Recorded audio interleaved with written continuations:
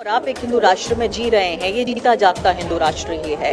देखिए, सबसे बड़ी बात यह है कि धर्म पर आधारित जो भी समाज होता है, धर्म पर आधारित जो समाज होता है, उस समाज में बराबरी नहीं होती, क्योंकि लोकतंत्र की पहली शर्त यह है कि हर नागरिक बराबर होगा।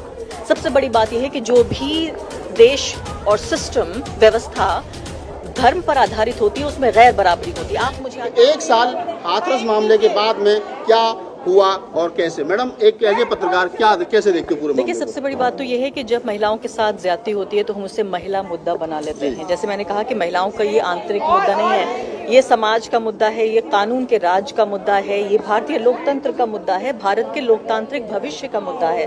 तो सबसे बड़ी बात यह है कि जब तक जागृत नहीं होगा इस देश का हर नागरिक, तब तक इस तरह का अत्याचार होता रहेगा। सबसे ज्यादा जो हैरानी और अफसोस की बात यह है कि एक साल बाद भी हम वहीं खड़े हैं जहाँ एक साल पहले थे। अगर ऐसा हुआ होता कि उसके साथ ज्यादती हुई है और उसके बाद जो आरोपी थे उनको सजा मिल गई होती, उस परिवार को न्याय मिल गया होता, तो मैं कहती कि यहाँ देश में कानून का राज काम कर रहा है, देश का सिस्टम काम कर रहा है। सबसे बड़ी बात यह है कि इस देश के सिस्टम को एक तरह से दीमक की तरह जो लोग हम पर राज कर रहे हैं वो खा रहे हैं। तो मैं ऐसी बात कहने जा रही हूँ, हो सकता है आप सबको हैरानी हो कि जो लोग हमारे ऊपर राज कर रहे हैं, मुझे नहीं लगता कि वो देश के संविधान में विश्वास रखते हैं। वो देश के संविधान को लगातार कमजोर करने का काम कर रहे हैं, कानून के राज को कमजोर करने का काम कर रहे हैं। और न सिर्फ कि ये लोकतंत्र विरोधी हैं, अल्पसंख्यक विरोधी हैं, बल्कि घोर महिला विरोधी भी हैं।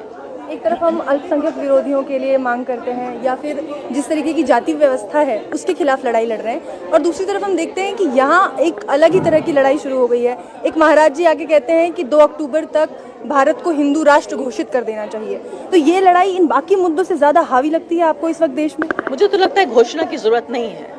जो हो रहा है, हम और आप एक हिंदू राष्ट्र में जी रहे हैं, ये जीता जागता हिंदू राष्ट्र ही है।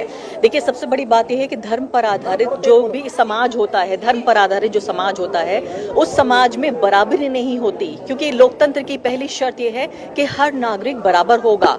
सबसे बड़ी बात यह है कि जो भी देश और सिस्टम व्यवस्था धर्म पर आधारित होती है, उसमें गैर बराबरी होती है। आप मुझे आज बताइए, आप और मैं और यहाँ बैठे हुए हमारे सारे पत्रकार जो भाई बहन हैं, क्या हम बराबरी महसूस कर रहे हैं? अगर बराबर होती हमारी हाथरस की वो हमारी बहन, तो क्या उसके साथ की ज्यादती होती?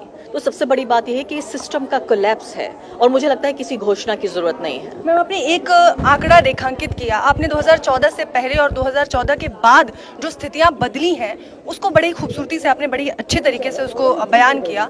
ऐसा क्यों लगता है आपको कि मोदी सरकार के आने के बाद से, मोदी राज के बाद से देश की स्थितियां बद से बदतर हो चुकी हैं? देखिए, पहले जो ध्यान था वो ये था कि संविधान ऐसा नहीं है कि पूर्ण रूप से हम लागू कर चुके थे।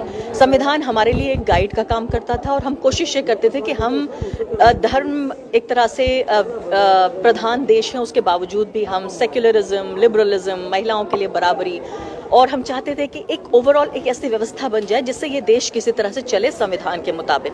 तो अब तक हम ये कोशिश कर रहे थे कि हम कोशिश करें कि जो संविधान ने हमें आदर्श दिए हैं हम उनका पालन करें, उनको हम उन तक पहुंचने की कोशिश करें। पिछले 7 साल में जो हुआ है वो ये कि देश के संविधान को कमजोर करने का काम किया है उन लोगों ने जिनके ऊपर संविधान को लागू करने की जिम्मेदारी है।